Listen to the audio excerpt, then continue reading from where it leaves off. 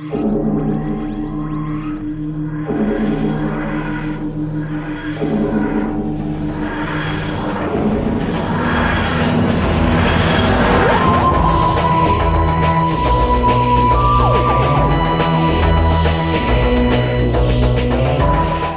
Who fans, and welcome to the Big Blue Box podcast. My name's Gary. My name's Adam. And welcome to episode 358. Yeah.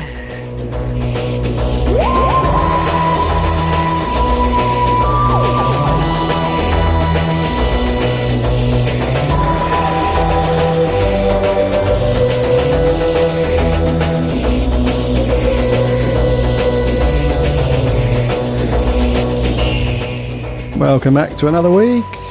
We hope you are keeping well and safe. We hope you've had a cracking week and that you've all managed to do something Doctor Who related. Soz about last week.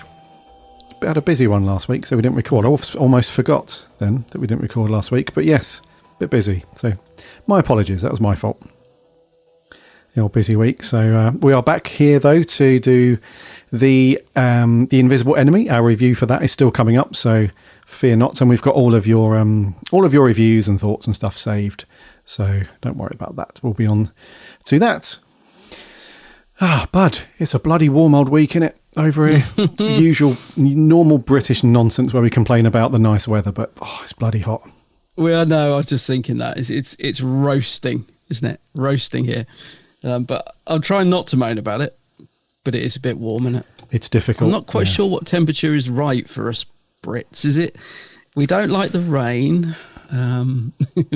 We just like it in the middle, like a sun just peeking out behind a cloud. That's what we like. Yeah, roughly somewhere between sort of 19 and 22 degrees Celsius. It's very comfortable. It's not too hot. It's not cold. Is that too much to ask? Well, I guess it's our own fault. Adam and I, still in our 30s, sort of. And so our generation has completely effed the planet up. So it's kind of our fault, really. Have to take that, have to own it. But yeah, it is warm for sure. But yes, it's not great for the old tech stuff either. My friend messaged me yesterday and he was like, yep, so that's my computer just blown up because there's no cool air to bring into the fan to cool everything down, and now it's overheated. I have no computer. Sucks to be me. So it's funny you say that, 'cause, the fan on my computer does sound like it is about to explode. It is working overtime and it's only been on for about 20 minutes. Yeah. Yes. Anyway, that's enough. We're not going to moan. It's a typical British thing. Oh, it's bloody warm, isn't it bloody warm? Yeah, it's bloody warm. Oh, I like the heat. I like it, but it's too bloody warm, isn't it too bloody warm? It'll be back to rain next week. We'll be saying, oh, it's raining again. Yeah. You can always tell when you see Brits on holiday as well. You can always tell the Brits abroad because you've got other countries that are used to it and they love it and, just chilling out. It's all lovely. And then the Brits come along and, yeah, all this bloody hot sun, I can't deal with it. Yeah, whatever. I used to know a guy who wore a suit everywhere. Didn't matter where he went, he wore a suit. And he even used to wear it on the beach in scorching hot heat. A full suit and a sort of trilby hat he used to wear. He's a bit of a character. He's no longer with us, sadly. But yeah, I've seen pictures of him on a beach in like Benidorm or somewhere in a full suit and tie and hat. And that's the Brits for you. That's the Brits for you. I can picture that now, actually. Oh, dear. Oh, man. Anyways, we're not going to moan anymore. We welcome the nice warm weather, although it is very annoying trying to sleep. Oh, yeah. So I wasn't going to... Yeah, no more moaning. We're done. We're done with the moaning. It's all good. So before we crack on with today's and this week's episode, please remember to like, follow and subscribe to this podcast in your fave podcast app so you won't miss an episode when it lands every single Friday when we're not busy. And you can also listen on the website as well, www.bigblueboxpodcast.co.uk. You can listen to all the eps on there for free. Plus, you can read all of the cool articles and reviews from our writing team. The most recent one was the Peter Cushing BFI event rundown by our roving reporter Maria, which is very cool. Ah, yes. Yes, indeedy. And On that website, you can also link off to our socials. We're on the Twitter, the Facebook, and the Instagram. Give us a like and a follow over there as we chat Doctor Who throughout the week. And we also have a free Discord server. Again, there's a link on the website. Hop in there and chat Doctor Who with lots of other Who fans. And also, remember to check out my co-host channel. Don't forget to remember to do it. Over on YouTube, it is The Geek's Handbag. Geek's Handbag, yes. In fact, I must finish a video that I'm in the middle of making, because I've got a new video coming out, and it started off really good, and this often happens with me. I don't know if you're like this with the podcast, but I'm all full of fire and beans when I start a new video, and then I get about halfway in, and I really just can't be bothered, and especially in this heat. And yesterday should have been the day when I really got it together and finished it and put the music on and stuff, and I did I recorded about an 11-second voice dub, and then that was it. And I thought, God, I've done absolutely nothing today. I just could not get motivated. But it's going to be a good video when it's finished. But there's plenty of other videos on there to enjoy whilst I'm finishing this one, and it'll be out soon. In fact, it'll be out next. It has to be out next week, actually. Yeah. So yeah. Set yourself your own personal deadline to break. I was so lazy yesterday. Well, it's the heat, dude. Let's just blame blaming the heat. Yeah. Yeah. Who wants to be stuck in front of a computer doing that stuff when you can be out in the garden with a nice cold drink and Doctor Who magazine, eh? That's it. Adam's also on the socials under the same name, The Geek's Handbag. So go and annoy him over there. Yes, please do. Indeedy. Right, dude. I haven't got anything to go through Doctor Who-wise because I've been busy with work and other stuff. But I know you have been doing something relatively nice and geeky over the weekend. What were you up to?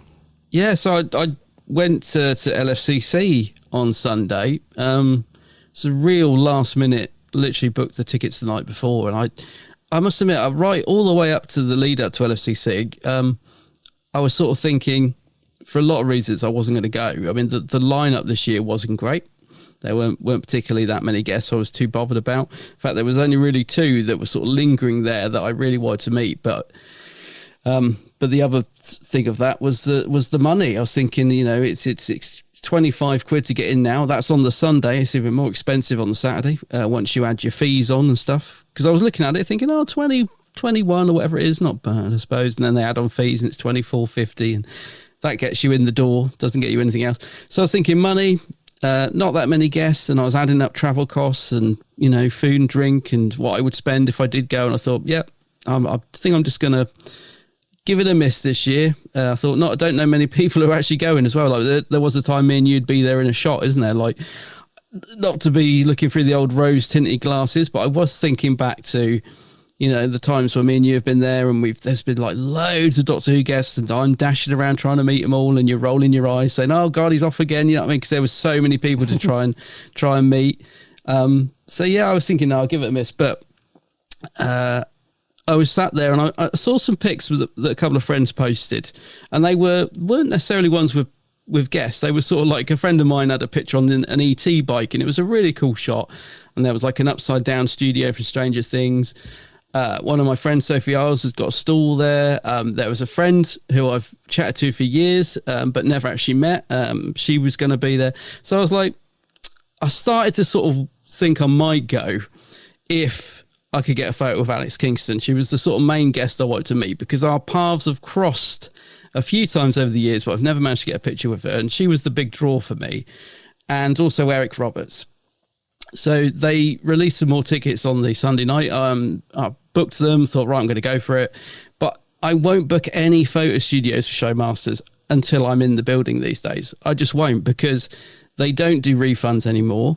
So if they do cancel a guest or you miss your thing or whatever, your money's gone. And as I said, money's tight at the minute. So I wasn't booking anything until I got in that room, knew I was there, because I've been reading all these horror stories on the Saturday about people not being allowed in because they'd oversold it by quite a lot. Saturday apparently was an absolute shambles. I was quite anxious about going on Sunday, actually. I was reading all these, nightmare stories about people not getting in, and some of the video footage I saw of the queues was just chaos. I mean, just absolutely, the venue was rammed. It was over capacity on the Saturday, and they say they didn't oversell it, but I'm sorry, but it looks like they did. So I was kind of dreading it, but Sunday was a lot more chilled, I'm pleased to say. Got in really quick. Went up and met Eric Roberts. Absolutely legend. He was just really, really nice to meet, really chatty, really sort of like a bundle of energy, if you like. And I was kind of gutted because I missed out on a photo studio with him. He had a couple of batches when I last checked, and when I got in the building, he'd sold out. It's just how it goes. As I said, I wasn't prepared to risk it. So, and he was doing table photos on the Friday and Saturday, but on Sunday, he said he'd been told off and couldn't do them anymore. So I didn't get a picture of Eric, which I was absolutely gutted about because it was really nice to meet, and I just would have liked to have got that photo to sort of capture that moment. But he just said, I just can't do it, dude. I can't do it. And the photo studio stood up. But anyway, met him, really good. Got my picture of Alex Kingston, really cool. She was really good fun in the photo studio. And I'm glad I did that because when I met Alex many years ago at another convention, a show mask convention, I think I've said this to you before, she wasn't in the best of moods. I wouldn't say she was rude, I just didn't get much from her the first time I ever met Alex. So my impression of her over the years has been a little bit wary of her, not quite sure. But she was great fun in the studio this time. And so I now have a really good memory of Alex Kingston. So that was nice. I met the highlight of the day, just to quickly sum this up, was, the two twins from the Twin Dilemma, the Colin Baker story. They did their first ever convention, right? Wow. And I was just curious to meet them. So I thought, wonder what they look like now. Like, they're obviously like so long ago, and they were the highlight of the day for me. They were just so friendly and chatty, and we had pictures, and they were doing like free pictures at the table. And I don't know, it's just like, when you just have that really cool interaction with someone, like they were probably out of all the sort of Doctor Who stars there, probably, that's all they did. They were the twins in the Twin Dilemma, but it was just, honestly, it was just the best interaction. Just, they were saying, well, what do fans think of the story? Because we know it's not very well liked and all this sort of thing. And I was like, everything in Doctor Who fandom isn't like, I said that everyone's critical of everything Doctor Who fandom. And I said, I sort of reassured them that over time, people have grown to love stuff that at one point was considered to be, absolutely hated sort of thing. And we just had such a good chat about the story and their memories of it and stuff. And they were just two really nice gents. So that was kind of the highlight for me. So it was a good day. It was a really good day in the end. The only downside was missing out on a picture of Eric, but he was still great to meet. I met Janet Fielding. She was fun. Went to a couple of stage panels with Peter Purvis, Maureen O'Brien, who were really defending William Hartnell, which was nice to hear, saying like, he gets a lot of stick for this, that and the other, but he wasn't what people make him out to be. They really enjoyed working with him. Colin Baker, Sophie Aldred and Janet Fielding did a panel talking about their time on Who, which was very cool. So yeah, it turned out to be a really good day, and I was glad that I went, and I missed out on all the chaos of Saturday, so I'm glad I did just the Sunday, if you like. And it was topped off really nicely, dude, and we have to go there. So when I left, our good friend Adam Mahmood had gone off to see the Peter Cushing films at Riverside Studios. He was doing a double bill, which is just up the road. It's about 15-20 minute walk. And he said, come and meet me afterwards for a drink at the Riverside Studios by Hammersmith Bridge. And I said, yeah, that's a great way to end the day. So I went to the bar there, and it's a newly open, they've sort of totally refurbed Riverside Studios, and there's a new bar stroke cinema on the corner looking over at the bridge. Such a cool place. And friendly staff. I couldn't believe it. I'm like, nice swanky bar, really good views. There's a Dalek inside the bar, a full-size Dalek. There's pictures of Doctor Who, black and white pictures all over the walls, along with other pictures of stuff that was filmed there. So a really cool bar for us to go to next time you're in London, mate. And prices were pretty standard for London, but yeah, it was a really cool atmosphere, because I kind of walked in and I was wondering if it's going to be a bit pretentious, because when you go in somewhere nice in London these days, normally the staff are just miserable or stuck up. No, they were cool. It was a really good way to end the day. So we definitely got to go back there. I wouldn't mind going to see like a show in there or something. It would be cool. It looks like a really nice cinema. It's all modern and clean. They've really done it up nicely. Yeah, I saw somebody tweeting something about the Cushing showing there. It does look very nice. Yeah. It's a really cool place. I mean, the actual bar section is not that big, but there's another big, huge seating area for like the cinema as well. So there's plenty of room to sit down. Just nice to be in a cool environment surrounded by Dalek and Doctor Who pictures that wasn't busy. You know what I mean? It just felt like there was lots of nice seating in that place. So yeah, we definitely got to go back there. Yeah, sounds awesome, dude. Yes, it was good. So it was a good day. So yes, did a little bit of Who stuff, which was nice, and it was good to meet up with a few fellow Who fans. Had a few people coming up saying they love the pod and stuff like that. So that was cool. Oh, lovely. That's cool. Sounds like a very Doctor Who-y day as well, because I must admit the last few cons that I've been to, I've kind of leaned more towards doing some other franchise stuff, if that makes sense. Lots of Star Wars things and for my other podcast, and lots of, I don't know, just other franchisey bits rather than Doctor Who. So it's cool that you had a very Who-centric day at the old LFCC. And you said there was aircon this time. Well, there was, but because it is unusually hot here at the minute, it didn't. I mean, I dread to think what it would have been like in there without the aircon, because it's bad. Normally when we go, that's one of the things we say, isn't it? It's so hot in there.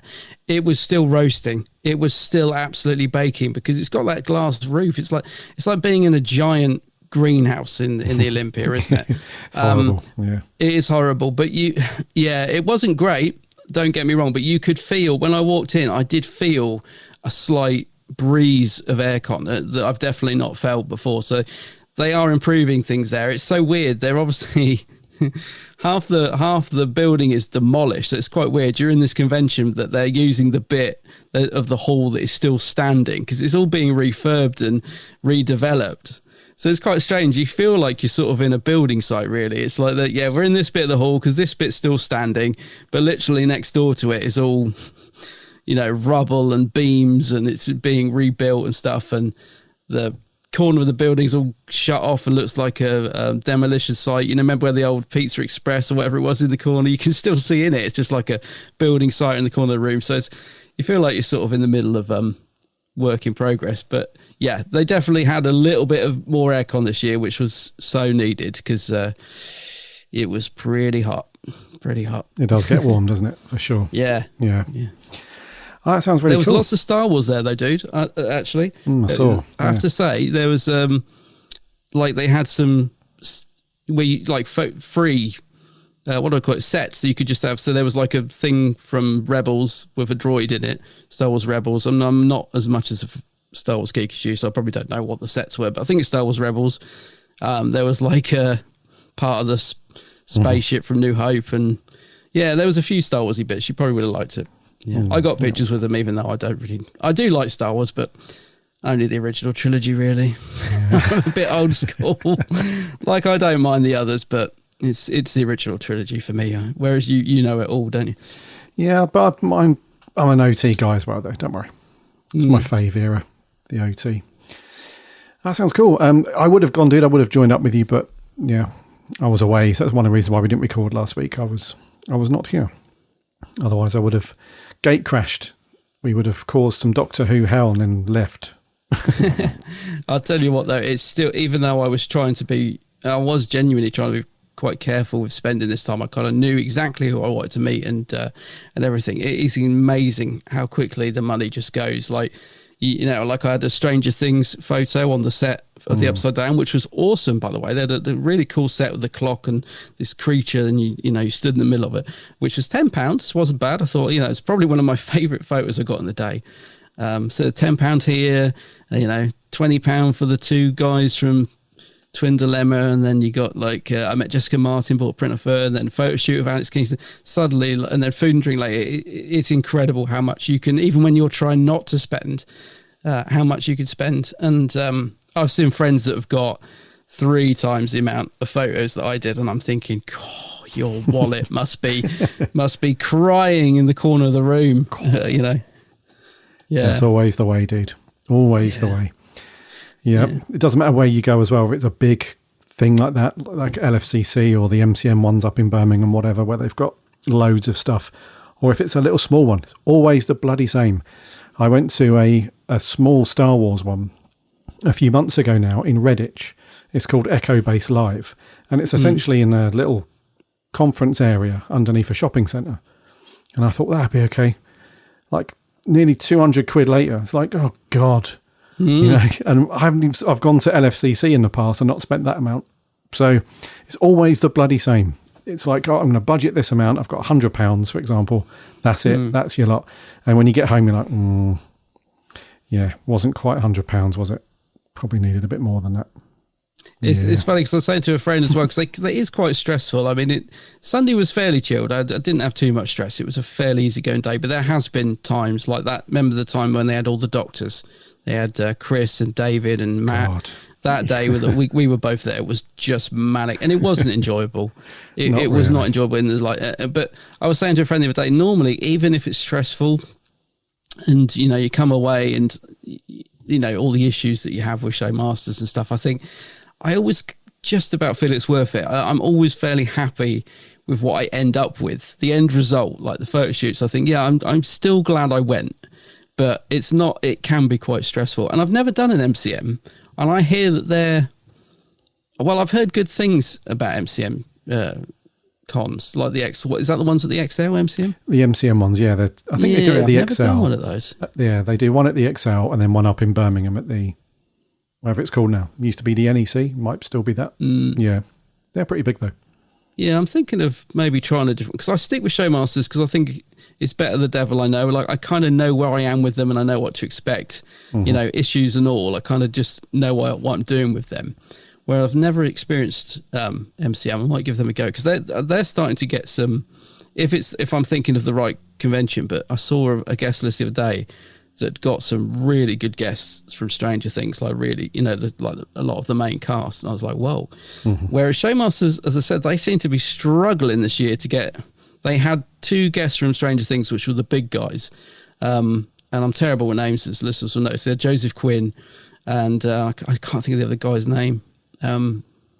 Even though I love Stranger Things, I don't know their real names. But yeah, they had 2 big guys from Stranger Things there, which I think is why it was overloaded on the Saturday. But they didn't have many big names this year, whereas a lot of the other cons seem to be getting some of the big guys. MCM, we'll have to check out. One we'll have to do, actually, dude, which we've mentioned quite a few times now, and they're getting really big, is Wales Comic Con up in... Oh, maybe that's what I'm thinking of, actually. Yeah, up in Wrexham. So, just about Wales.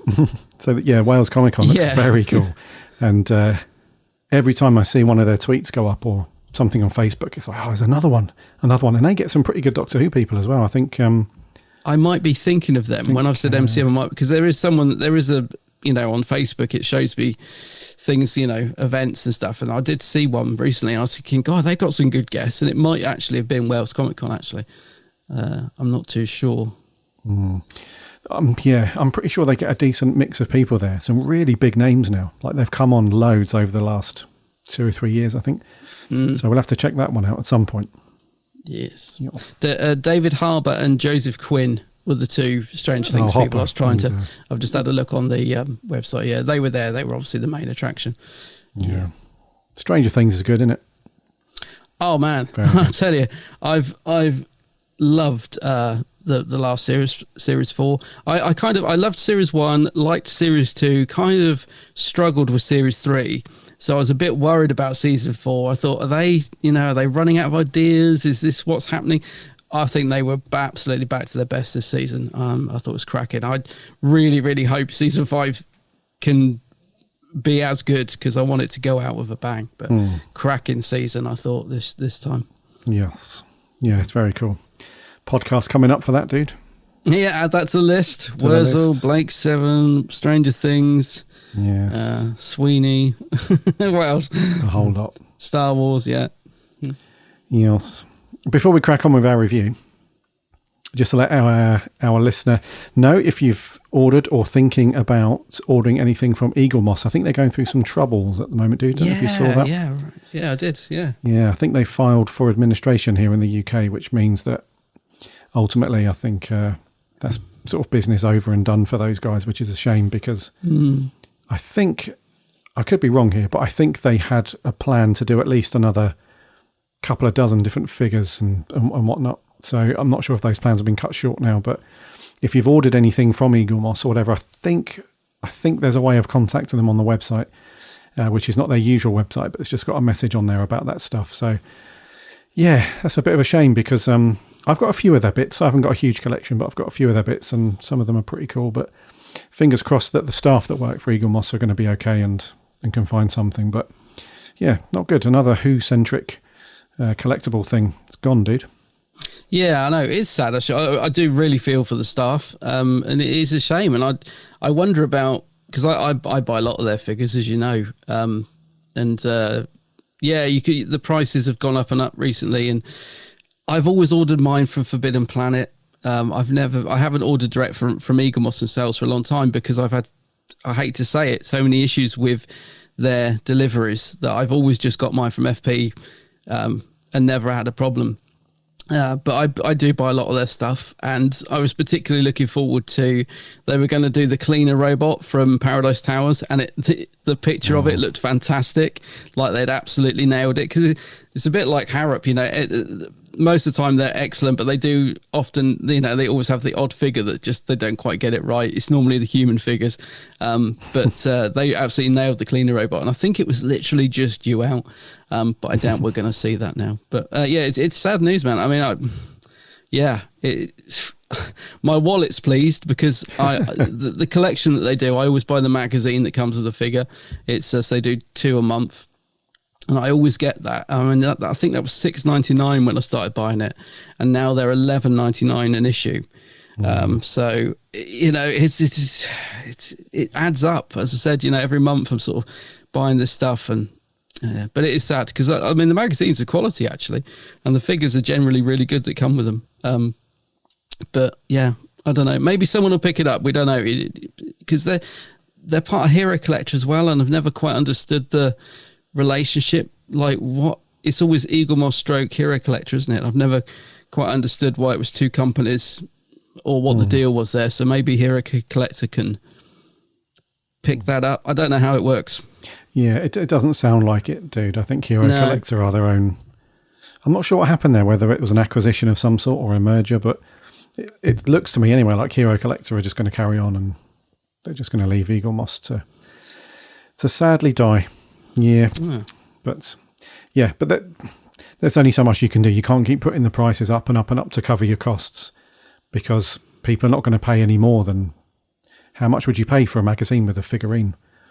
Much more than 12 quid? I'm not sure you would. You know, so tough times, I get it, but I'm thinking about the people that buy the magazine. You know, they do the magazines where they get, so like the Starship Enterprise, you'll get a piece of the Enterprise each week or each month to build it. Yeah. So what happened? So there's going to be a lot of people out there. So I'm not, I don't mean to laugh at it, but I can't help but wonder, like, you're going to have a lot of people out there with like a half-built Starship Enterprise and stuff like that, I guess. I don't know. Well, that's exactly what's going to happen, dude, I think. Yeah. Oh, man. Yeah, we don't mean to laugh. We're not laughing at the, you know, what's happened, but, you know, you are going to go around someone's house and see some nice collectibles, and it's going to be, oh, you dropped your Enterprise. I was like, no, just didn't. Never finished it, unfortunately, but yeah. Do you know the last figure they did, or the last figure I received, was the little servo robot from the Second Doctor story? Is it Wheel in Space? No, not Wheel in Space. Anyway, that guy. And that was the last one I received. And I didn't realise this, but apparently I was really lucky, because most people, but I ordered it from FP. And this is the other thing. Forbidden Planet always seemed to get the figures before subscribers. So I would get the figures, post pictures of it, and subscribers would be like, how have you got that? I'm a subscriber and I haven't got mine yet. And they'd get it like 2 or 3 weeks after me. And I don't quite understand how that would work. But yeah, I've had this little servo robot on my shelf for a good 6 weeks now. And I didn't realise he's been selling for like crazy money on eBay, because only a few people got him, because he never got sent out, and they never got enough supply.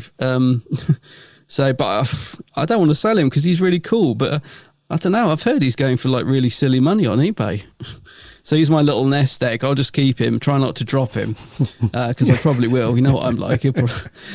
I'll get him on eBay, and then I'll go to post him out and drop him on the floor and smash his legs off or something. And but yeah, it's crazy.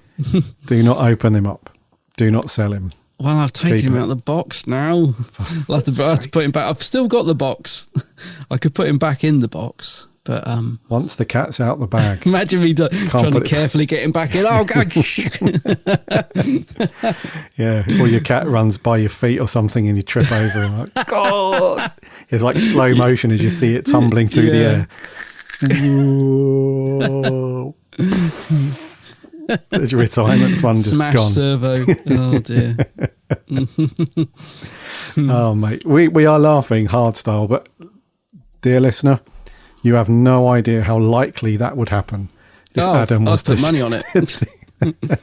I'd break everything. Oh, God. Right. We've waffled on for ages, dude. Yeah, we have. Sorry. Yeah, right, let's stop. Yeah. Our listeners are like, guys, we love you, but wrap this up because we want to get to the good bits. Right, buddy. Review time. What we got? Yeah, review time. So, contact has been made. We're reviewing the Fourth Doctor story, The Invisible Enemy. Emergency, emergency. All stations emergency. Shuttle approaching on collision course out of control. All medical personnel stand by. Emergency, emergency. Where are we going, Doctor? Into the land of dreams and fantasy, Leela. Hello. Hello. You cannot prevail. I am the one. It is my purpose. It is my destiny. We are in control of the entire center. Release me. I'm fighting for my mind. Whatever it was that attacked Saffron and the others is also affecting me. The reject must be destroyed. Kill.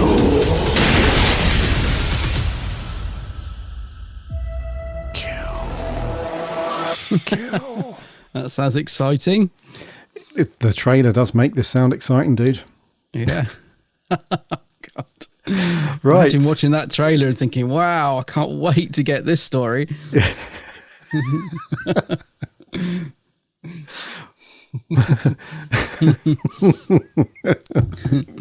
Jesus. Right. Okay. Episode 1 was first broadcast back on the 1st of October, 1977, and part 4 finished up at the end of the month on the 22nd of October. It's a 4-parter, obviously, and it was written by Bob Baker and Dave Martin, directed by Derek Goodwin. It stars Tom Baker as the Fourth Doctor, Louise Jameson as Leela, and John Leeson as the voice of K9, with a dozen supporting cast members. And the synopsis is a 3-man rocket crew are nearly done with their mission to Titan Base until a course change puts the rockets in the path of a strange cloud in space. By the time they arrive, they have come under the control of a sentient virus which threatens the galaxy. When the TARDIS picks up an emergency message, it flies into the cloud, infecting the Doctor. To save himself and everyone else, he must undertake a dangerous journey. So, dude, The Invisible Enemy. Now, before we watch this and before we got to this point where we're recording, I remember you saying to me, I can't remember, Gary, if this one's any good. So, is it any good? Yeah, I remember. I said to you, I can't remember if it's any good. In fact, I can't remember anything about it, is what I said, which is unusual because normally, even a story I haven't watched that many times, I can normally conjure up a few images in my mind. But this one was a blank. So I was kind of looking forward to it. I was thinking, I wonder what it's like. I have watched it before, but just didn't remember it at all. And I think I know why now, because sadly it is quite forgettable. It's kind of the epitome of a story that has some good ideas, and that's the thing. I like Bob Baker and Dave Martin. They often, brought some good ideas to the table, but sadly not very well executed. And there are bits of this story that are just pure bonkers. I think the storyline's good, but it's not a particularly great story to watch. I found myself getting quite bored quite a lot of the time, but it wasn't the worst. I mean, it's no Underworld. It's got its moments that kind of brought me back into what was going on. So I sort of enjoyed watching it in a curiosity sense of this is just bizarre, and you can see potential there. You can really see potential in this story and what it could have been. But I feel like Tom has checked out a bit on this one. I mean, there's scenes where he's lying on the table, and I think he's more or less dozed off. I could tell he's not really into it. There are bits where he comes back in, and he's right back into, character and stuff, and he's seems to be putting a bit more effort in. But I can't blame him, to be honest with you. I think I would be a bit.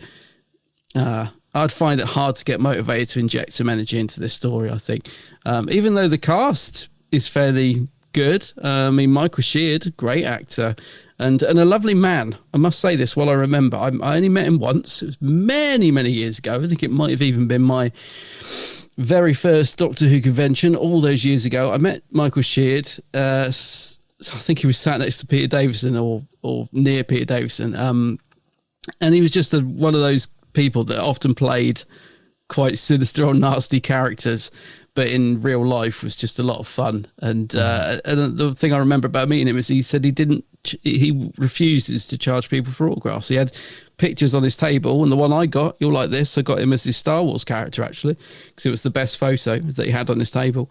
And he just said, yeah, I'm not charging people for my autograph, certainly not. He said, now pick a picture up, and he signed it, and it's just lovely. So yeah, he's in it, and he's been in Doctor Who a few times.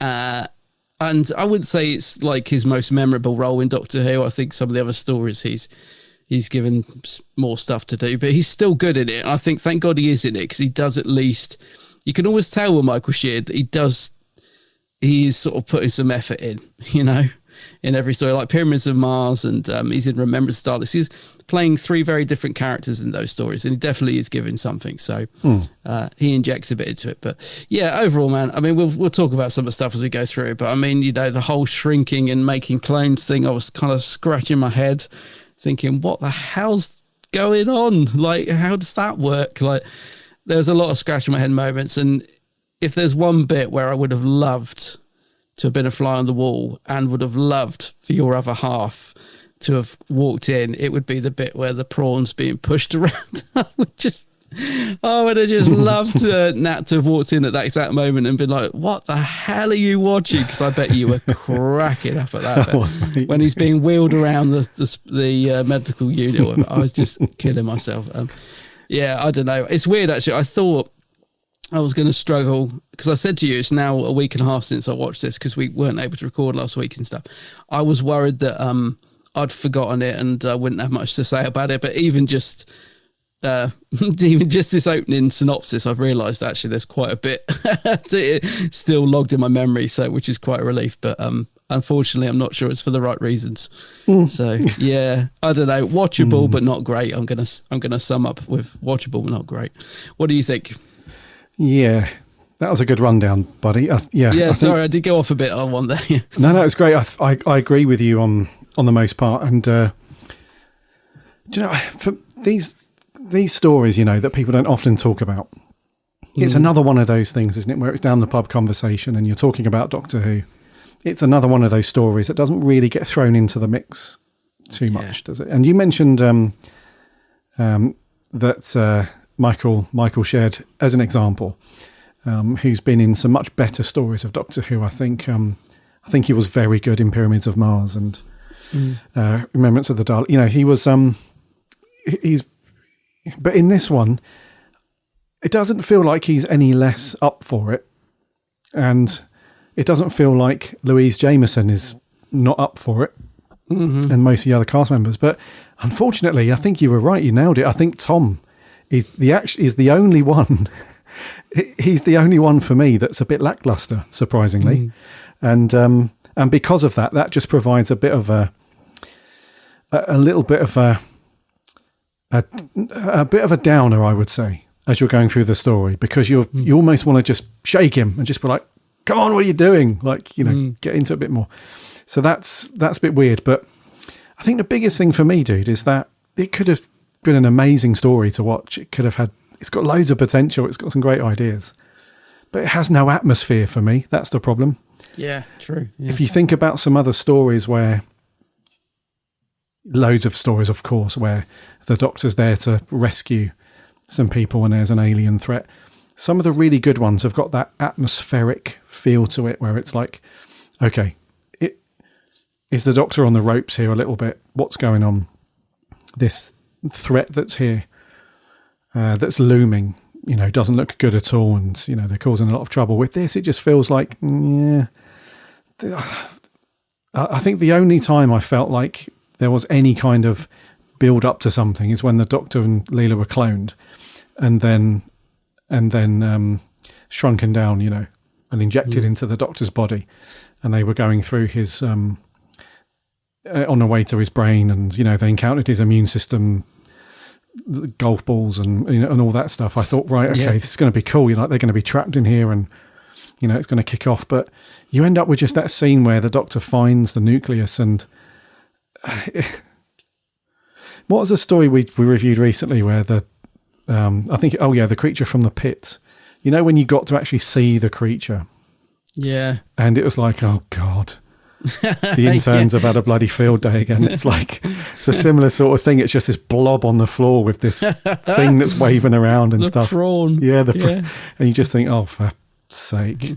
And because of that, it just comes across as more comical and a bit more paint by numbers and doesn't have this atmospherical feel to it. So it's not terrible. I really didn't watch it and think, oh God, I'm never going to watch that again. I didn't think that. I just thought, I'm just not going to reach for this one when I'm in sort of a Tom Baker mood, I think. Yeah, you're right to bring up the prawn, because it is one of those classic, they've tried their best, but it's just never going to work. I mean, their hearts must have sank when they saw that. I mean, with Tom, I mean, you can imagine him just looking at it thinking, wow, what am I doing sort of here? I've got to agree with you about Louise Jameson, though.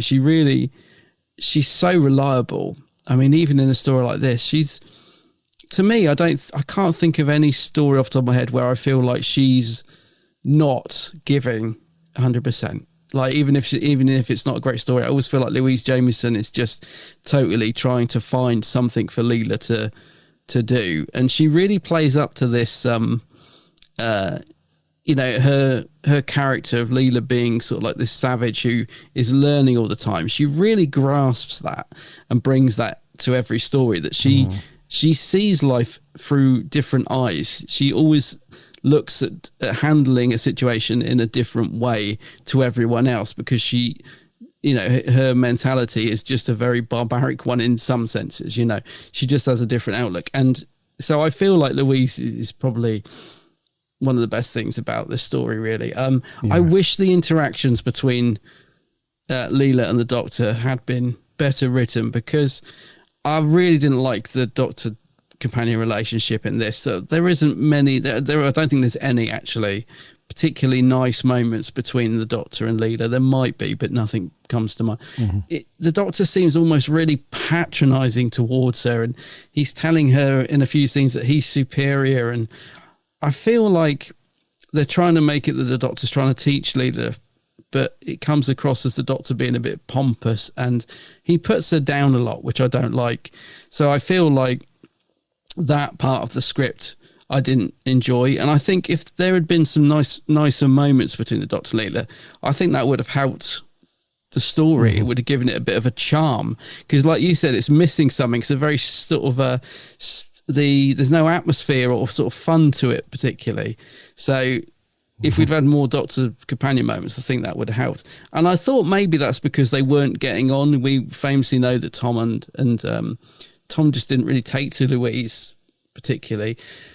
But by this stage they were, and that's the thing. When I was watching I watched a bit of the studio footage afterwards on the special features. I expected to see Tom in one of his moods, and I expected to see him like not making eye contact with Louise and stuff like that. Completely the opposite, actually. I was really surprised when I watched it. Tom seems in a fairly good mood. Him and Louise seem to be getting on well. Louise says, I think on the commentary, that her and Tom were kind of clicking by this point. So I'm thinking, okay, so they were getting on at this stage, but it's not coming across on screen. Not at all. The relationship between the two of them just feels very harsh, I think, at times. Yeah, and you got that right from the get-go as well, those opening scenes in the TARDIS. Yeah. Right from the beginning, it's strange, isn't it? Because like you said, at this point, they were cool with each other, and behind the scenes stuff and everything, it's all good. But for some reason, he's a bit cold and a little bit patronising, like you said. So that was weird that he decided, because that must have been a decision that Tom Baker made at the time when they went in to film that. He must have thought in his head, I'm going to play the Doctor towards Leela in this particular way.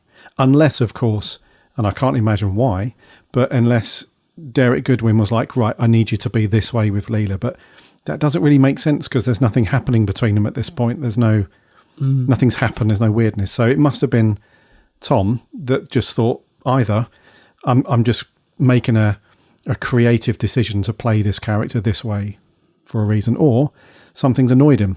That does happen as well. It might not have something to do with Louise Jameson. He might just have been in a bit of a grump during this period. I'm not sure. I think I'm going to put some, a bit of it down to the script, though. I think he's just read it, and it's more what the Doctor's saying to Leela than.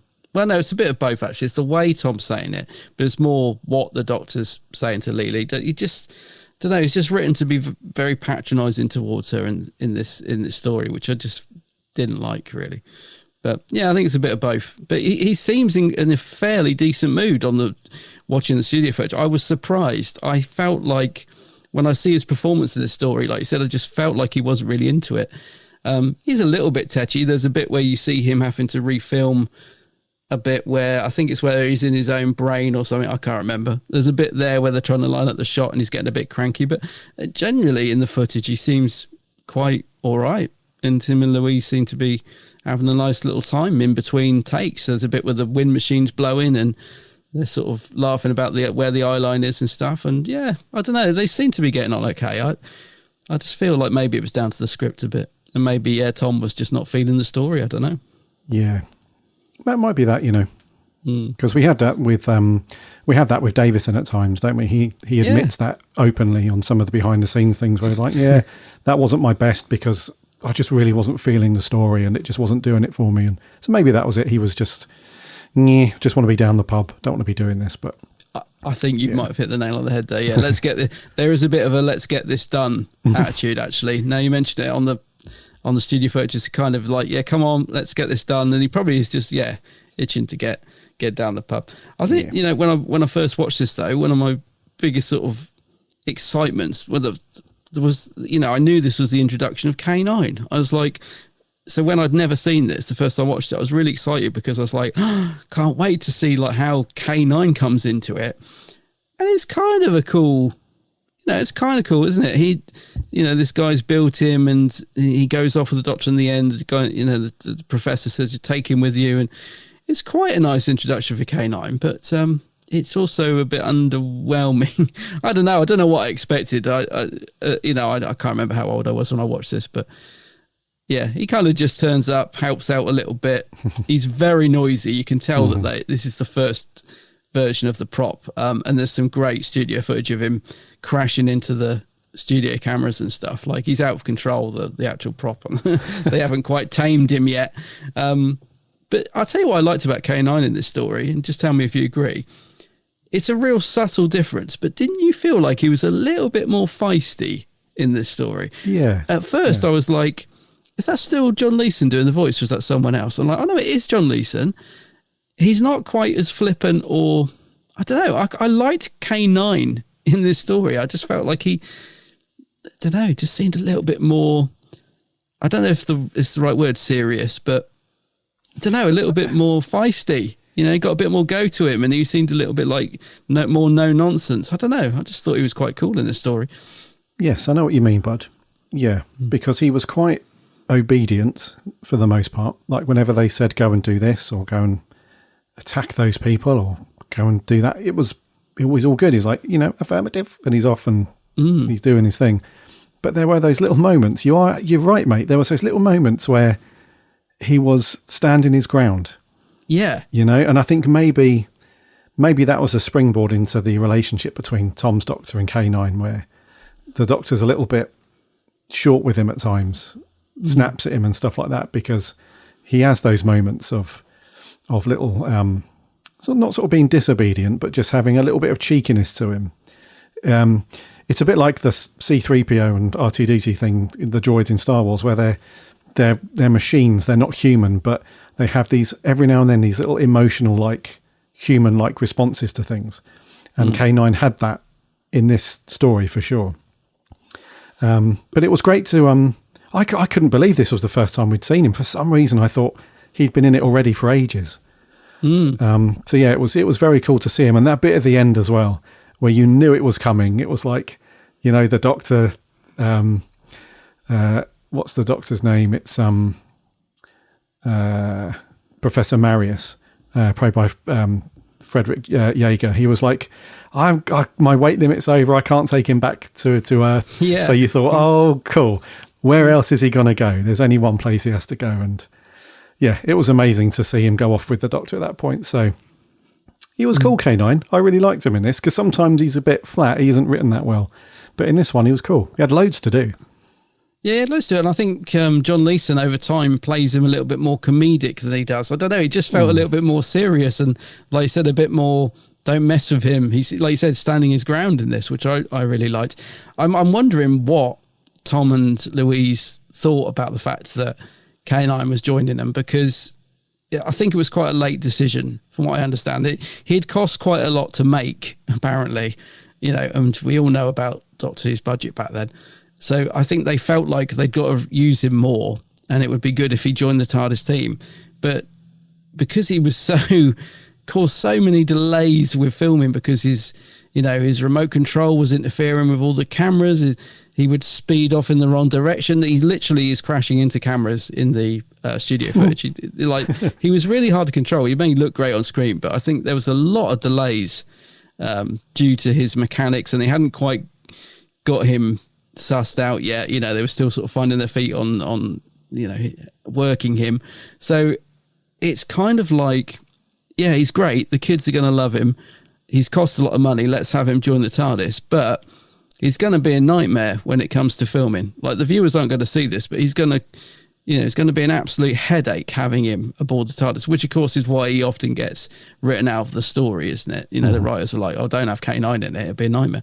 So it's great in theory. And I absolutely adored him as a kid. And I still do. I mean, I absolutely loved K9 when I was a kid. He just amazed me, and I'm sure a lot of kids at the time felt the same. But yeah, I wonder what the actors thought when they said, "Oh, Tom, we've been thinking this K9 prop. He's cost a few bob, so we think we'll have him join you full time." I bet Tom was like, "Oh, fuck, God, I'm not having that thing," because that's the thing. Tom Baker did grow to hate the prop, didn't he? Because he had to constantly bend down in every scene to talk to it, and and it didn't work. And there's that famous outtake of Tom.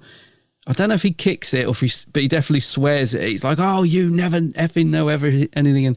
And Tom, he got on ever so well with John Leeson, but God, he didn't like K9. I think he really grew to, it became a bit of a thorn in his side, that blimmin' tin dog. But yeah, as a viewer and a kid, I was made up when he joined the team. It must have been hard work as well on the set, because can you imagine?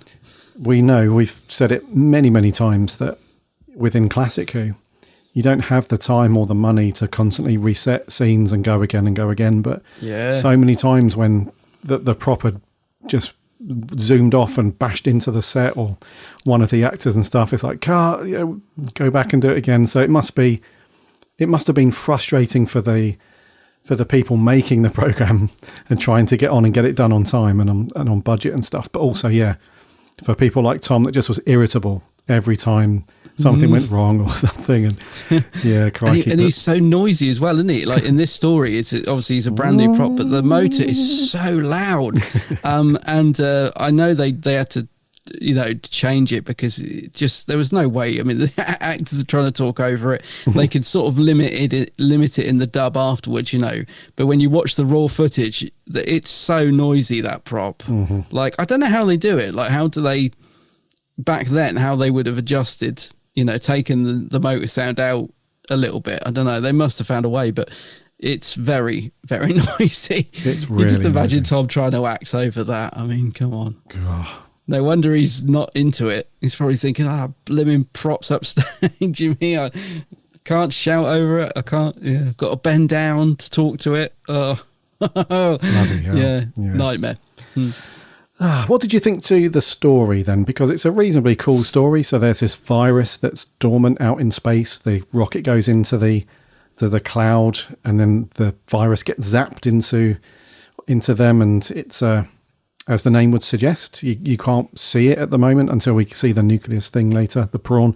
We just see this thing that gets transferred electronically or telepathically to other people, and then the Doctor has to defeat that by going into his own body, and then doesn't quite work out, and then there's a bit of sciencey stuff involved, and they ultimately win by just blowing everything to beep, which is cool. So in terms of story, pretty good story, not too bad. What do you reckon? Yeah, no, the storyline's pretty decent, isn't it? It's got a quick wrap up. I will say that. No, the storyline I quite like. I'm not too on board with the clone thing. I mean, I like it in principle, but it's sort of a bit ridiculous, even by Doctor Who standards. It is in terms of the way it's executed, not particularly the idea, but I was sat there thinking, well, they've made those clones blimming quick, and how are they even... I just couldn't quite get my head around the clone thing, and that they'd made them so quickly and shrunk them and put them into the Doctor's head. And I don't know, I was going with it. I'm like, just work with it. But yeah, I found that bit of the story a bit... Well, I mean, it's Doctor Who, everything's ridiculous, but even that, I just thought, wow. It's more the execution of it than the idea, though. As I said, I think some of the ideas in this story are really good. Yeah.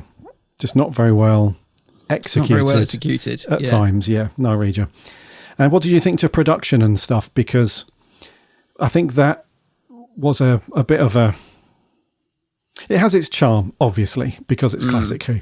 But it also is a little bit of a letdown at times, because I feel like within certain... I think every Doctor's era has a little phase like this, in classic Who at least, where you have some stories that just look unbelievable, and some of the props look amazing, and you can tell that so much love has gone into that stuff. And then you have some other stories like The Creature from the Pit and this one, where it's just... Yeah, I don't know whether it was... People were just running out of time to do stuff in this particular production era of Tom's, this little pocket of time in Tom's era, or if they genuinely thought that what they were producing was amazing stuff. But you just end up with this blob of mess, and someone's doing like a creepy alien voice off to the, offset and that stuff. And you just think, oh, come on. And then you've got the, like you said, people moving around, pushing the prawns around, and that was so funny. Yeah, and there's a bit where they are, when they're shrunken down and they're going through the Doctor's body, and they get to, I think it's like his brain stem, they're about to cross through into his mind, and his antibodies are, starting to, you can tell it's just blown up balloons with a bit of whatever stuck to them, and there's somebody on set with some fishing line, and, and like I said, I love that stuff. It really is great, and it's awesome for classic Who. It's so charming, but at the same time, when there's nothing else that's great that's capturing you in the story, it just aids to that.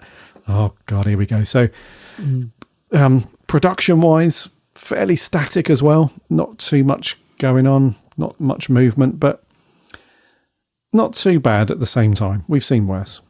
I think what struck me is sort of in terms of production, so the model shots, I found like one shot could be really good, and then literally within the blink of an eye you'd go to a really bad effect.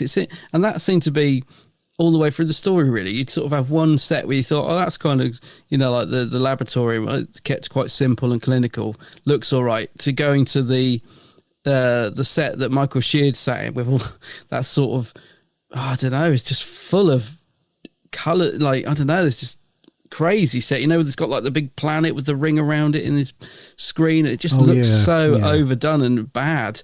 And I just felt like the whole story was like that. As I said, the model shots as well. You'd get one really cool shot of, I think, some asteroid rocks going towards you. You think, well, that's pretty good. And then you'd have this ship fly across the screen on a wire. They're all wobbly and going up and down and looking terrible, to the bit where the sort of, what is it? The thing that goes around, the special effect around the ship when the virus sort of flashes over. And I thought, oh, well, that's all right for the time. That looks pretty decent. To then the ship sort of wobbling down onto the planet, and it's like, I don't know, it just seems to go from one good shot to one bad shot every sort of couple of minutes. And I found like the whole story like that, one good set to one bad set, and direction, a bit flat, no real flair. The bit inside the Doctor's body, a prime example, like every now and again you'll get a good shot, you think, oh, that bit looks pretty cool, and then they just walk out and it's like you said, a polystyrene wall with a black drape, and it's like, I don't know, it's really cobbled together, I think, and it doesn't help the story, which is sort of struggling under its own weight anyway. But its production is a bit of a mishmash, I think, bit as well. And I think they had to cobble together some of the TARDIS set stuff as well, because they I think there was some, like, they left the sets out or something and they warped and had to go back to some of the old design stuff, and is this the first time we go back into the? So have they been in the secondary console room up to this point? This didn't kick the season off, did it? Or no. did it? Oh, well. What was the story before it? So Fang Rock was previous to this one. So right, but no. Do we not see the console in that? I can't remember now. I don't know, but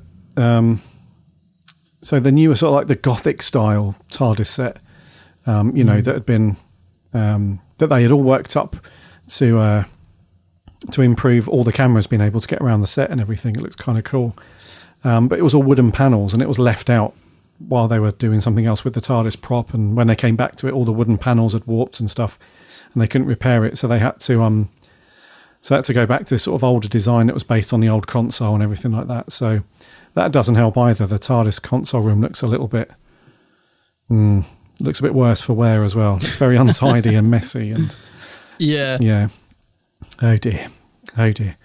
Yeah, I couldn't remember, because she does make a comment, doesn't she? Like, what's this room? As if like I've never been in it before. So I'm assuming that is the secondary one. Yeah, it's Yeah, so the secondary one was the wooden panel one, right? So that's the one they've been using. But then, so this is the second episode in the season. So maybe we don't see it in Fan Rock. Maybe this is the first time we see the TARDIS console. I can't remember. But anyway, it looks it's back to being its clinical white roundel self. Let's put it that way. But still a bit of dust on the console, to say the least. To say the least, yeah. Get that out of storage. Forget the warped one. Just bring the old one back. Yeah. Do we need to give it a lick of paint? No. Do we need to dust the rotor? No. Oh God! Just get it on. Get it up. Okay, right. Characters. What do you think to some of the supporting cast then? So the three crew members were quite good, and they were led by Michael Sheard's character, Lowe. He was kind of cool. He wasn't infected at first. The guys come back on board and they infect him ultimately, which we knew was going to happen. So you have some crew members knocking around, but Michael Sheard is like the dude, isn't he? He's the one that's kind of. Well, I've got a lot of affection for him. I like him as an actor anyway. I just like Michael Sheard. Who's the sort of other main guy? Because there's the sort of, I think he's the first one to get affected. I recognise him from being in like an actor at the time that you'd seen lots of other stuff, but I can't think of his name. The guy who I thought he was like played like a famous policeman on some TV series, but I might be, unless I'm getting confused with someone else. I don't know. See, this is, it's a week and a half ago since I watched this. I can't remember any of their names. Yeah, it was probably either Sylvie or Mika. I think one of those. I'm trying to find. It hasn't got pictures on Wiki, so I can't tell you. But yeah, those guys, they feel like they're trying to inject a little bit into it. In fact, if anything, their acting is maybe a little over the top, and they're not particularly great into performance, but I like the fact they're at least trying to be a bit put a bit of energy in there. Like, they seem to like the whole possessed thing, and going around murdering people seems to work well. And I kind of like this whole contact has been made thing as well. That's cool. I thought that was going to get annoying. I'm not going to lie, but like by about the third or fourth time I thought, if they keep saying that, it's going to get annoying. But I quite liked it, actually. Like, contact has been made. It's like, oh no, they've got another one. They've scooped another one, so yeah, but those guys are okay. That was kind of cool. And it was almost like there was a little bit of hierarchy within that as well. So all the people that were infected, and like you said, contact has been made. Yeah. It was really Lowe's character, Michael Sheard, who kind of takes a leadership role which is weird because it's all part of the same sentient kind of virus thing. But I don't know, he sort of leads the bunch, which is kind of cool. But what about the professor then, Marius? Because he had potential to be very good. I liked him. Yeah. Yes, actually, I did like him. Actually, weirdly, I'd forgotten about it. But no, I liked him, and I liked his performance. He could have ramped it up to being that eccentric, a bit OTT professor, couldn't he? But he manages to sort of do that, but not quite. He doesn't go too over the top with it. So I quite liked him, yeah. And I do like the end scene when he gives K9 away. There's a little bit of you can tell he's a bit attached to it, and it's quite a nice scene. But yeah, he's good. He works well in the scenes he's in, I think, as well. Yeah. As a cool. professor. He's all right, yeah. Really good career as well. Not just in TV, but he's done loads of cool films. He was in Indiana Jones and the Last Crusade. Oh, right. Yeah, he was in that for a little bit. He was kind of cool. And Voyage of the Damned, that's a really cool one. And then in terms of TV, obviously Z-Cars. Oh, yes, right, yeah. Yeah, he was in a couple more Doctor Who as well as this one. But he went on to be in The Sweeney. Some others do have him. You know, that sort of stuff. Miss Marple, Keeping Up Appearances, all these very cool sort of British stuff as a German born, and you can tell in his accent as well, he's got that sort of German kind of thing going on. But yeah, he was a cool character, Frederick Jaeger as Marius. Yeah, he was very cool, and it was good to see him at the end as well, because ultimately what happens with most classic stories is once you become infected or you get possessed or something, you're a goner. Doesn't matter how much you like them, and you want them to survive. 9 times out of 10, it's game over. So it was good to see him actually be revived and the antibodies sort himself out and all that. So yeah. And poor old Leela can't get possessed, can she? She's not good enough. She's the poor old Leela. Labelling her as the reject. Oh dear. Yeah, the reject. How harsh. Oh, God. I mean, the whole possession thing in Doctor Who can be a bit boring, can't it? Because it happens a lot. And it happens a lot on Big Finish as well. But the whole main character being possessed, and to be honest, it can become a bit cliche and boring. I mean, Tom doesn't exactly go over the top when he's possessed at the start. He doesn't exactly go for it. I mean, I don't know if he's underplaying it. I'm not quite sure. But because at one point I wasn't even sure if he was possessed. I was like, so is the Doctor, until he tries to kill Leela, and I was like, oh right, okay, he is possessed. But he slightly underplays it at the start, doesn't he? You know the bit I'm talking about in the console when he first gets it? I thought he'd just sort of been, I wasn't sure what happened to begin with, because he barely moves. He sort of does a little jolt. He doesn't, so I think he's underplaying it slightly. Yeah, a little bit.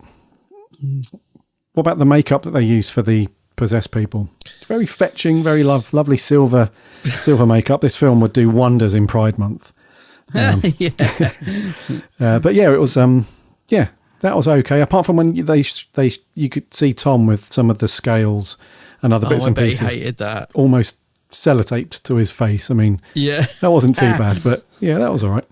I wish there was some studio footage of that being applied. It looked all right, didn't it? I mean, it looks funny. I think if anyone was, if my parents, for example, to walk in the room and see that on the screen, they'd be like, oh dear, they would find it comical. It looks of its time and dated and ridiculous, but it comes back to that charm thing you were on about earlier, doesn't it? I looked at it and thought, it looks all right. I kind of like it as a makeup effect. I think it was quite cool. I'm not sure about the big old space helmets they wear. Something about, I think it's so big that it makes their bodies look really small. So they look a little bit like 3 Funko Pops when they walk in the room in that scene, with those funny visor things on.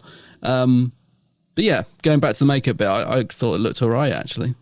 As long as they're not too close up. Like I said, when you get a close up and you just see they're actually just those little sticky round things, it doesn't look so good. But from a distance, they look all right. And it was very thinking on his feet moment with Lo when he doesn't want them to discover that he's been possessed, so he puts the old ski goggles on. Yes, quick thinking there. Clever. Yeah, give me those things conveniently placed at this very moment. Give them to me. Very cool. Yeah. Some of the other supporting cast members are a bit sort of blink and you miss them, really. So there's like some other crew members that were possessed, and we we had like a bit of a Western shootout with K9 and, you know, some other bits and pieces. But really it was, you know. Was there a snooty medical officer? I remember there was some snooty woman at a desk. Do you remember that? Or am I thinking of a different story now? No, there right, was. yeah. I'm sure there's like a medical officer that's a little bit like snooty. She was quite fun. I think but she's only in one scene, I think. She was, yeah. But she was, yeah. She was okay. Right. Yeah. And what about the actual voice of Nucleus then, played by John Scott Martin? That was a little bit as you would expect, really. Scary alien space voice you have to do. And yeah, it's very sort of 70s sci-fi, that, which I don't mind. Yeah. Yeah, it's all right. And what do you think to the design, actually? So we saw the Nucleus thing inside the Doctor's mind, but then later on where it escapes out of the tear duct and then gets enlarged to normal size, we see the big prawn-based.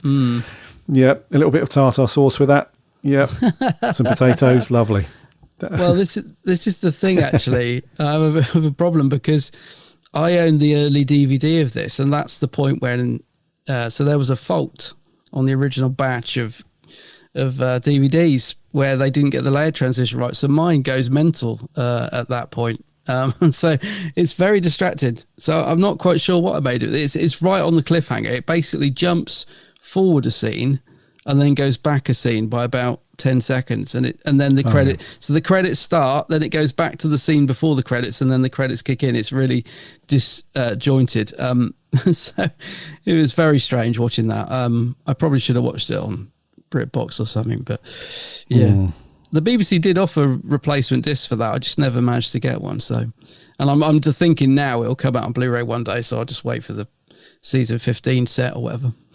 But yeah, it's really strange. The DVD. I don't know if anyone in the listeners got the original copy, but the scenes are reversed. They've messed up the scene somehow on the DVD. It's bizarre. For the cliffhanger. For that cliffhanger, yeah. So I don't know. I don't even know if I got to see the tartar thing. I'm not sure. Tartar sauce.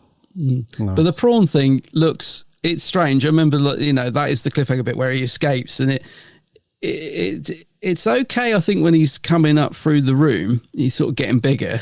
You could sort of just about go with that, but it's just when they're pushing him along on the wheels. I wouldn't have done that. I'd have found a different way to film that, I think,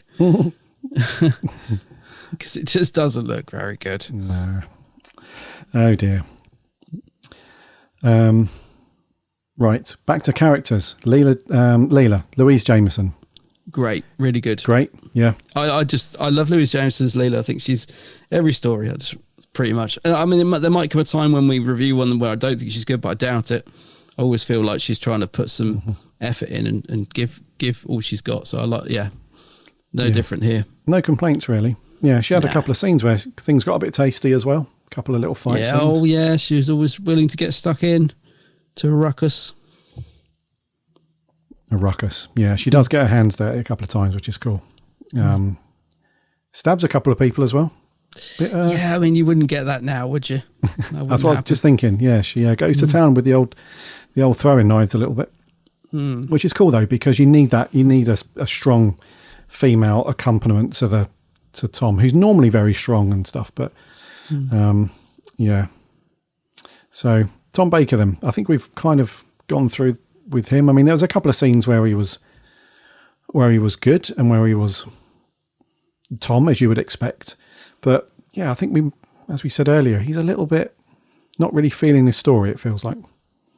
Yeah, I feel like, I hate to use this phrase because I don't really like it, but for want of a better one, I feel like he's phoning it in a little bit in this story. Yeah, he's not bad in it. There are very few stories, I think, where you think Tom really hasn't quite hit the nail. Very, very few. Probably one, maybe two that I can think of. But most of the time, he kind of can carry a story, even if it's not very good. And he doesn't really carry this story. So I feel like he wasn't giving his all. But as I said earlier, I don't think I blame him really, because I think I would have found it hard to eject much into this, I think. But he's okay. He's still good in it. He is still good. Yeah, he's still good. That's the thing with Tom Baker. Even bad Tom Baker's good. The problem is with Thomas is he's so good that even on a sort of average day, it can feel like, he's still good. just not on top form, I wouldn't say, on this one. Instrumental music then, Dudley Simpson. Not too bad, this one. Not too bad. I honestly can't remember any of the music in it. Yeah, it wasn't too bad. There wasn't like a big theme that you'd remember afterwards, but some reasonably good atmospheric music. I mean, I love Dudley's music anyway, but I genuinely can't remember the music in the store. It's only a week and a half since I watched it, but I can't remember the music, so it was probably good. I think if it hadn't have been, I probably would have remembered it, you know what I mean? But yeah, I'm sure it was good, but can't remember it. It was not too bad, yeah. It wasn't one of those weird, I say weird, with some episodes with Dudley where he gets a little bit experimental and it's more sort of keyboard synthesizer sound effects rather than actual music. Yeah. It was kind of more like the musical, just, build up and stuff. And I just wanted to know, so just quickly, I was saying about I struggled a bit with the whole clone shrinking to the Doctor. When you were watching that, were you okay with it, or did you think it was a bit? What did you think of that bit? Because were you sat there thinking, God, this is a bit ridiculous, or did you just think this is Doctor Who and anything can happen? And a bit of both, really. Okay. Yeah, a bit of both. It was like because it did take me out of it a bit. Yeah, a little bit. But then at the same time, it was. I think your mind just instantly flicks the switch back on. You're like, yep, this is classic Who. So yeah. Anything else on your notes, dude? I'm just having a little look. I don't think so. No, I don't think I've got anything else to say on this one, really. Yeah. Okay, scores on the doors. Here we go. Is it you or me first? You to go first, dude. Yeah, I'm going to give it a 5 out of 10.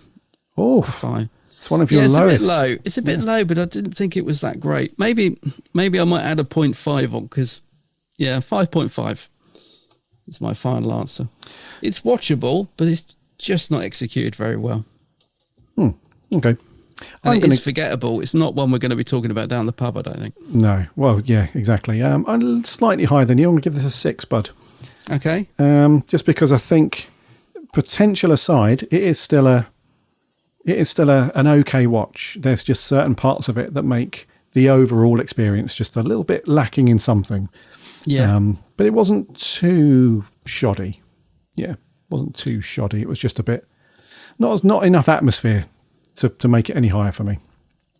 Lacking, I think, is a good word, actually. Yes. Okie dokie then. What did our listeners think? So Chippy T, I feel really uncomfortable with this story. Maybe it was written this way, but the conversations between the Doctor and Leela are stilted, abrupt and acidic. Yes. Little eye contact too. The story is average at best and wheeling the creature around is laughable. 4.5. Yes, Chippy, I agree with you. Yeah, Doctor Who Home. K9 exclamation point. I liked this one for a while and then rewatched it. Rewatched it and didn't quite hold up story-wise. The effects are good and I love the small clone Doctor and Leela. The Swarm look fantastic and are truly memorable. 7 out of 10. 7. Our writer Jordan says it's pretty good. Probably only notable for the introduction of K9, though. The giant shrimp alien doesn't really inspire much confidence, but the idea of travelling through the Doctor's body is interesting when, if it wasn't well realised on a 70s budget, a good romp, but not much else. Okay. Lucy McCall says, contact has been made. I like this one, and I found the people being taken over genuinely creepy. For all the daft elements, I don't mind that some of the effects are a bit ropey, and of course, I adore K9. Thank you very much, Lucy.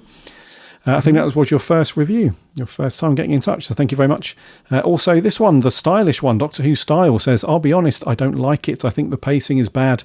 The effects are fine, but the plot is so muddled and just keeps throwing ideas at the screen.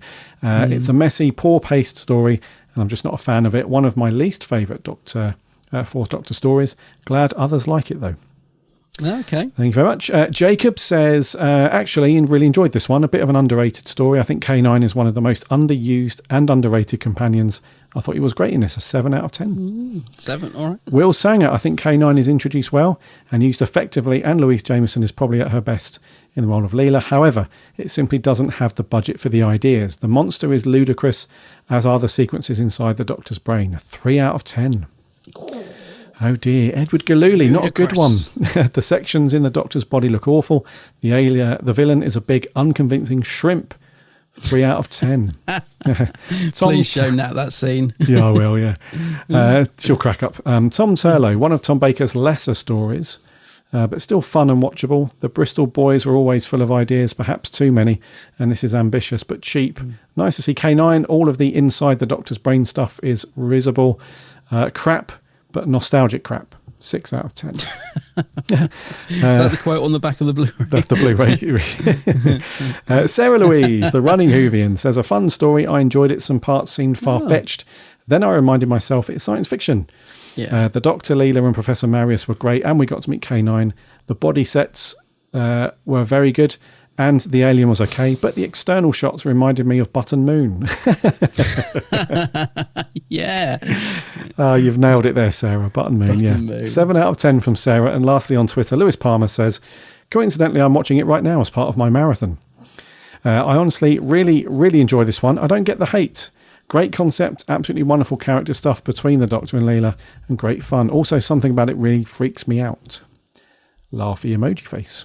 Thank you very much, guys. And over on Facebook, just a few over there, we had Martin Arnold said, I predict this ep will not get glowing reviews despite introducing us to man's best metal friend.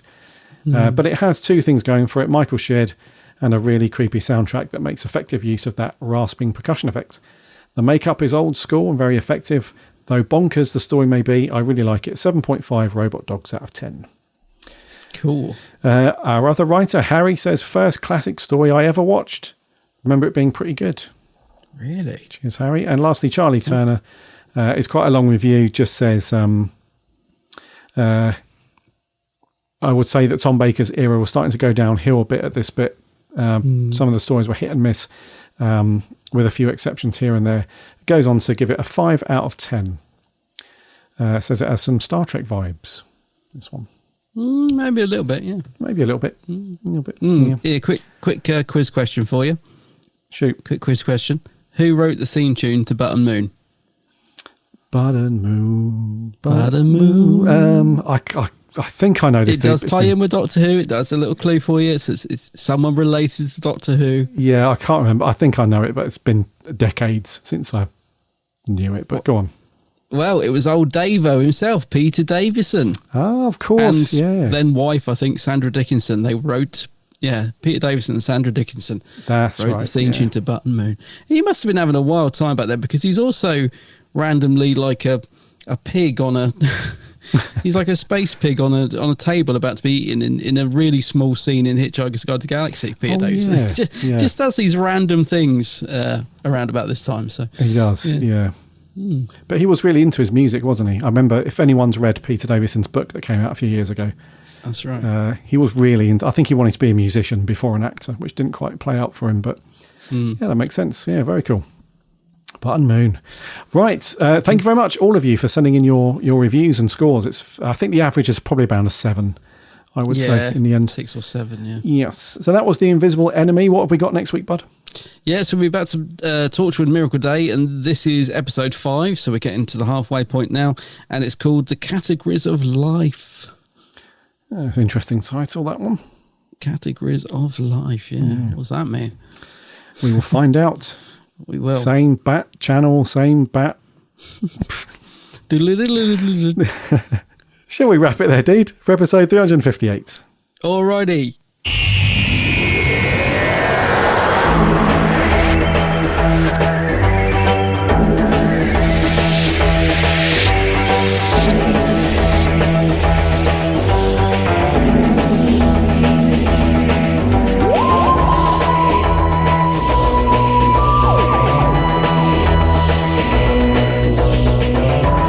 Thank you so much for coming back and listening to another week and another episode of the Big Blue Box podcast. That was episode 358. Thank you so much again for all your thoughts and reviews and mini scores. It's been awesome to have you get in touch. As always, next week, as Adam said, we're back to Torchwood, getting through Miracle Day and the Categories of Life, which sounds interesting. So get your iPlayer fired up or your Blu-rays, get them watched, and we'll be asking for your thoughts as usual next week. In the meantime, make sure you're following and subscribing to the podcast so you won't miss an ep when it lands every Friday. or you can listen on the website, which is bigblueboxpodcast.co.uk, plus read all the reviews and articles from the team.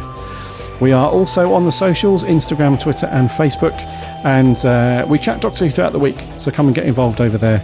And we also have a free Discord server. Again, there's a link on the website. Hop in and chat Doctor Who with lots of other very cool Who fans. And remember, don't forget to remember to check out Adam's channel over on YouTube. It is, of course, the Geek's Handbag. Geek's Handbag, yes. Go and have a look at my channel. Lots of Doctor Who vids on there for you to enjoy. And I'm also on all the socials, of course. Facebook, Twitter and Instagram. I do love Instagram, actually. It's my fave out of the three. He's not on TikTok yet. Not yet. No, I'm resisting it. Still resisting it. I don't understand it. I don't understand TikTok. Well, just open it and start using it, and it will all fall into place. I don't know. I watch clips that people put up, and I'm like, what is it? Don't know. Who knows? To be answered next week. Until then, my name's Gary. My name's Adam. And remember, LFCC.